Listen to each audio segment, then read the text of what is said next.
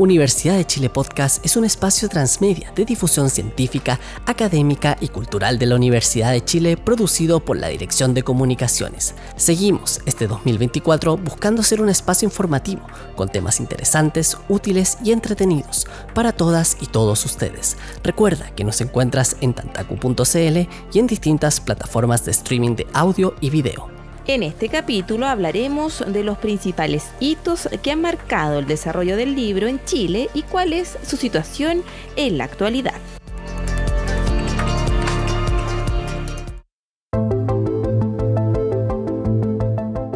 Hablar de libros puede sonar complejo, pues para empezar, estos se leen y no se hablan. De hecho, si lo pensamos bien, nos centramos más en su contenido que en el formato físico que lo soporta. Esto muchas veces nos hace ignorar la enorme historia que hizo posible que en Chile hubiesen extensos anaqueles con libros de diversos temas y de distintos autores y autoras. Su desarrollo resulta especialmente destacable en un país de tan solo 200 años de historia y que previamente se encontraba bajo dominio español. Nosotros desde el archivo lo intentamos definir como un objeto físico, es decir, como materia.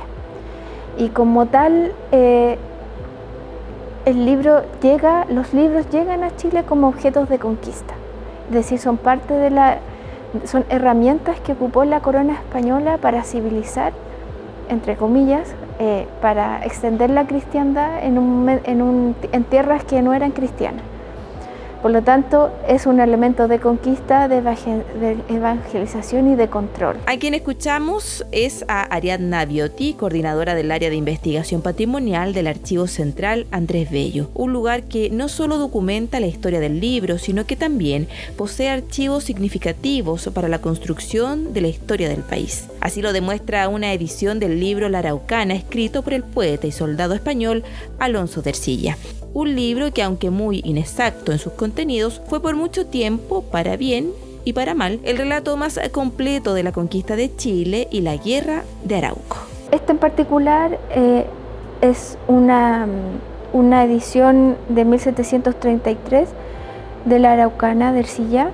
La Araucana fue el primer libro impreso sobre Chile. ¿Ya?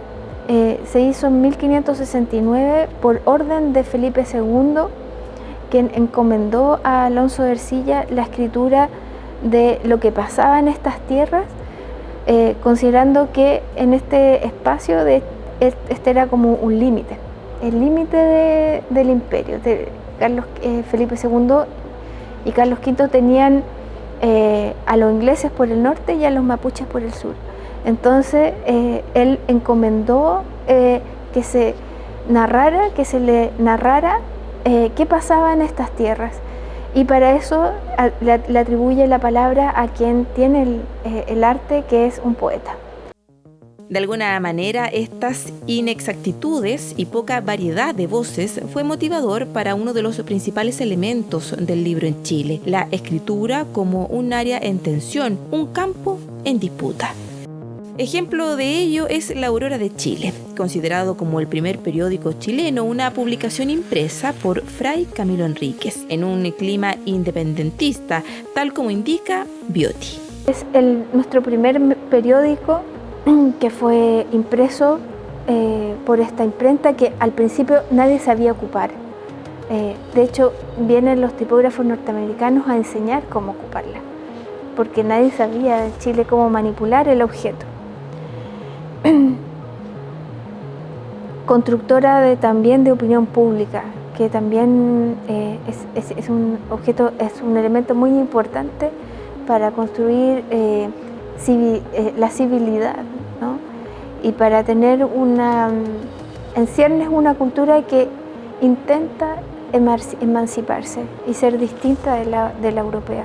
Este periódico marca el desarrollo de la escritura en Chile, pues a partir de esa época toma un tono de resistencia, volviéndose un canal de expresión política. La historia del libro es un campo en disputa, es decir, es algo que está abierto a la conquista de los demás.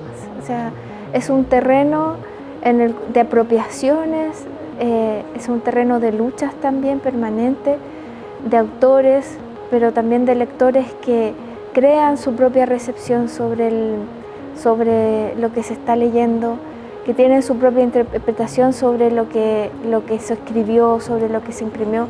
Por lo tanto, lo que hay ahí es como muchas tensiones, es un campo de tensiones, como lo ha definido la historia del libro a través de Roger Chartier, que es uno de los historiadores más importantes en la materia. Desafortunadamente, esta misma característica la volvió un espacio de represión durante dictadura. Así lo indica María Eugenia Domínguez, coordinadora académica del Observatorio del Libro y la Lectura, además de académica de la Facultad de Comunicación e Imagen, que enmarca el contraste entre el periodo de la Unidad Popular y la dictadura militar. Durante la época de la Unidad Popular hubo una explosión lectora, ¿no? Estaba aquí Mantú, ¿no? Etcétera. Tiene que ver cuando se produce un momento de efervescencia popular, también hay mayores manifestaciones culturales. Y en ese campo fue tremendamente importante. Los 50 años siguientes, ¿no? Implicaron un fuerte, más bien los 17 años de la dictadura, más diría yo los 10 primeros después de la vuelta a la democracia, fueron años tremendamente difíciles para el libro y la lectura. Durante la dictadura por la censura, ¿no? Luego por la dificultad de reinstalar, ¿no? La escritura, la edición, la lectura, etc. De hecho, es en esta época que en las colecciones del Archivo Central Andrés Bello hallamos un libro en cuya tapa se encuentra un texto pintado con témpera azul y líneas negras. Su título: Karl Marx, las luchas de clases en Francia, propiedad de la en ese entonces académica de la Facultad de Filosofía y Humanidades, Eliana Drobi. Pero eso no lo podríamos saber a simple vista, pues sus primeras páginas fueron arrancadas, dejando el texto sin ninguna forma de poder ser identificado. Todo este secretismo alcanzó a diversas obras ante la amenaza de que fueran destruidas y quemadas por las Fuerzas Armadas. Esto naturalmente trajo una serie de retrocesos para el desarrollo del libro y la producción de obras, fenómeno que tuvo un impacto por décadas, así lo indica Domínguez. El año 2006, se instalan, ¿no? las políticas del libro y la lectura. Este año en particular estamos asistiendo a una celebración del libro y la lectura con ferias por todos lados. Y eso es súper importante porque implica, ¿no? que tú vas instalando una valoración distinta. Y porque yo hacía el vínculo también con los 50 años, porque tanto el ensayo como la ficción nos permite pensar, conocer y reflexionar sobre este periodo histórico. Sea la novela neopolicial, por ejemplo, ¿no? Sea en los ensayos, etcétera. En los catálogos, hoy día hay cada vez más editores y editoras de excelente factura. Luego, la llegada de los medios digitales se provocó un cambio importante en la forma que las personas leen, cambio que la coordinadora académica del Observatorio del Libro destaca. En los últimos 20 años, particularmente desde la masificación de los móviles, ¿no? De los dispositivos móviles, de los computadores, etc., se ha ido modificando en la población en general los modos de lectura de manera sustantiva. Por otra parte, en la medida que durante mucho tiempo la valoración social de la lectura cayó y en el fondo el tiempo libre empieza a disputarse entre distintos tipos de actividades, eso también incide en lo que estamos conversando. De hecho, la profesora Domínguez plantea que se evidencia una verdadera transformación en cómo las nuevas generaciones leen. Y hoy tienes, por ejemplo, el hecho de que uno como profesor a lo que se enfrenta es a la dificultad lectora en papel. ¿Ya? Tú puedes ver en el transporte público, ¿verdad? E incluso en las calles, ¿no? Cómo la gente va leyendo en el dispositivo, en este caso el celular. Entonces, efectivamente, es muy distinto. ¿ya? No estoy demonizando la lectura digital, pero son procesos muy distintos. La lectura en papel, tú haces una visión de conjunto, puedes volver atrás, adelantar, repetir una lectura. En la lectura digital se produce una apropiación distinta, ¿no? Tú deslizas la pantalla, vas leyendo, ¿no? En una forma que podríamos describir multitarea. La incidencia de lo digital va en aumento y cada vez se lee menos. En esta línea uno podría proyectar que los libros físicos, tal como los conocemos, en algún momento desaparecerán. Pero no nos apresuremos a sacar conclusiones por ahora. Todavía quedan distintos bastiones que preservan este formato, siendo uno de ellos su fabricación.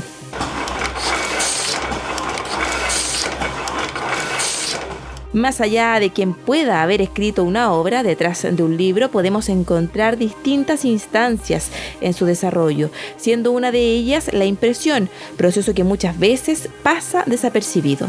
Nuestra propia universidad es testigo de esa historia gracias al taller de encuadernación de Casa Central, ubicado en el subsuelo del Archivo Central Andrés Bello, lugar que guarda una enorme historia de la mano de su auxiliar de imprenta, Cristian Castro.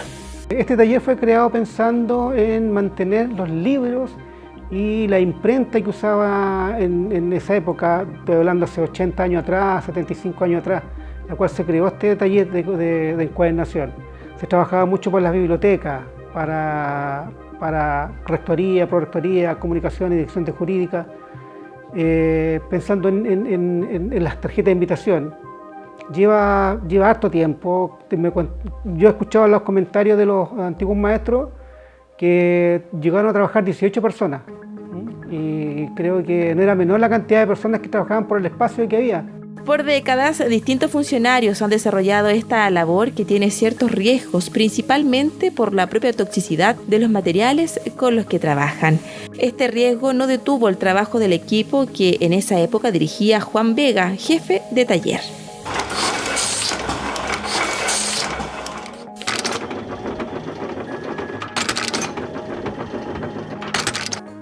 Un sonido pesado que daba cuenta del trabajo continuo y conjunto, pero que un día simplemente se detuvo.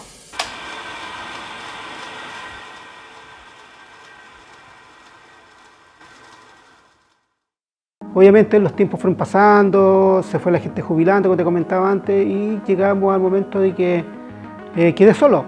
Y tampoco quiero que esto se pierda, porque creo que hay un legado que que me dejaron la vieja escuela, que le digo, y he empezado a recuperar esta información. De ahí la importancia del trabajo de Castro y del Archivo Central, quienes buscan preservar y relevar este arte en el olvido y abrirlo al público. Nosotros como archivo estamos tratando de retomar ciertas técnicas del papel mermolado, recuperar esa información, hacer un registro de los libros ciertos patrones que traían en esa época y tratar de hacerlo lo más parecido al original.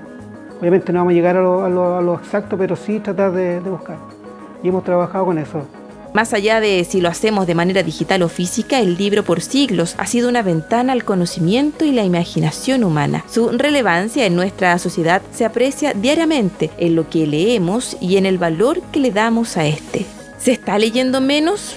Efectivamente, ¿dejaremos de leer totalmente? Lo más probable es que no. Lo cierto es que la lectura como espacio en pugna está en constante cambio y transformaciones, pero estos son hechos por nosotros. Lo importante es buscar involucrarse en ellos y hacer de la lectura algo de todos y para todos.